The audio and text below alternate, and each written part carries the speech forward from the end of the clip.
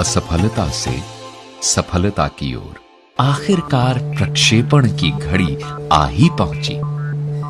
इस क्षण के लिए हम लोगों ने 7 बरस अथक परिश्रम किया था। हमारे दल के सभी लोग सांस थामे भारत के पहले उपग्रह प्रक्षेपण यान यानी सैटेलाइट लॉन्च व्हीकल SLV-3 के प्रक्षेपण की प्रतीक्षा कर रहे थे। उल्टी गिनती शुरू हुई। 10, 9, 8, 7, 6, 5, 4, 3, 2, 1, lift off। पहले चरण का प्रदर्शन बहुत बढ़िया रहा। हम मंत्रमुग्ध खड़े देख रहे थे। हमारी आशाएं SLV-3 के रूप में उड़ान भर रही थी। अचानक जैसे सपना टूटा, दूसरा चरण नियंत्रण से बाहर हो गया और 317 सेकंड बाद उड़ान समाप्त करनी पड़ी। पूरा ढांचा समुद्र में जा गिरा। हमारी आशाएं धराशायी हो गईं। एक पल जादू था और दूसरे ही पल गहरी हताशा। हम में से ज्यादातर के लिए यह घटना एक बड़ा सदमा थी। मैं क्रोध और हताशा से भर उठा। एक संवाददाता सम्मेलन का आयोजन किया गया था, जिसमें प्रक्षेपण की असफलता के कारणों पर चर्चा होनी थी। मैं SLV-3 की असफलता के लिए खुद को जिम्मेदार मान रहा था और मन ही मन डर से कांप रहा था। मैं जानता था कि संवाददाता सम्मेलन में मेरी और मेरे दल की खूब आलोचना होगी, लेकिन हमारे संगठन के अध्यक्ष प्रोफेसर सतीश धवन ने मुझसे माइक ले लिया और आत्मविश्वास के साथ सभी प्रश्नों के उत्तर दिए। उनके अविचलित रहने और विचारों की स्पष्टता से मैं सचमुच बहुत प्रभावित हुआ। प्रोफेसर धवन ने कहा, यह अभियान बहुत जटिल होते हैं।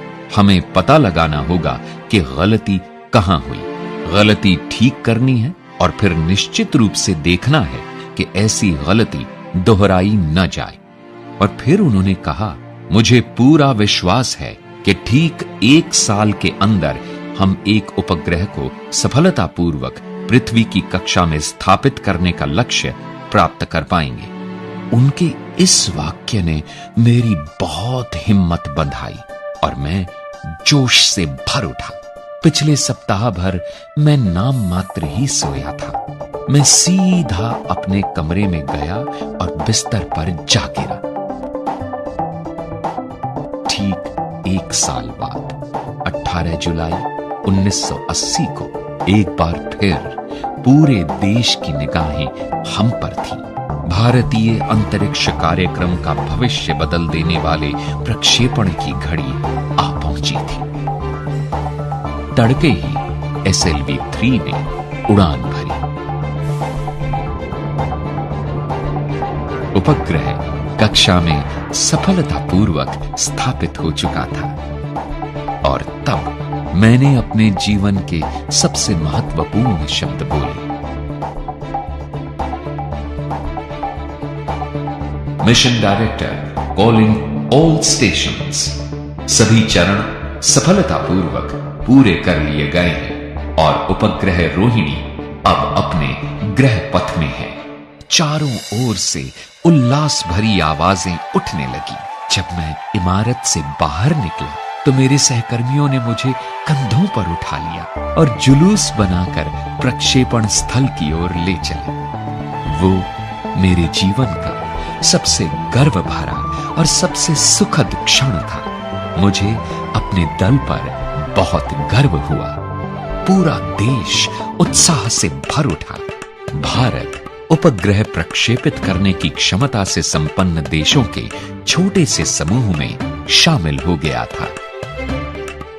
हर अखबार के पहले पृष्ठ पर उपग्रह के सफल प्रक्षेपण की खबर थी।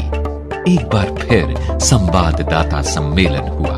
मैंने प्रोफेसर धवन से अनुरोध किया कि संवाददाता सम्मेलन वे ही संबोधित करें। लेकिन इस बार उन्होंने माइक मेरी ओर करके मुझे ही प्रश्नों के उत्तर देने दिए। उन्हें पता था कि इस परियोजना पर मैंने कितना श्रम किया है और उन्हें लगा कि प्रश्नों के उत्तर मुझे ही देने चाहिए। उस दिन मैंने सीखा कि दल का नेता अपने दल का मार्गदर्शन कैसे करता है। वो असफलता का दोष खुद लेकर सफलता का श्रेय अपने दल को देता है।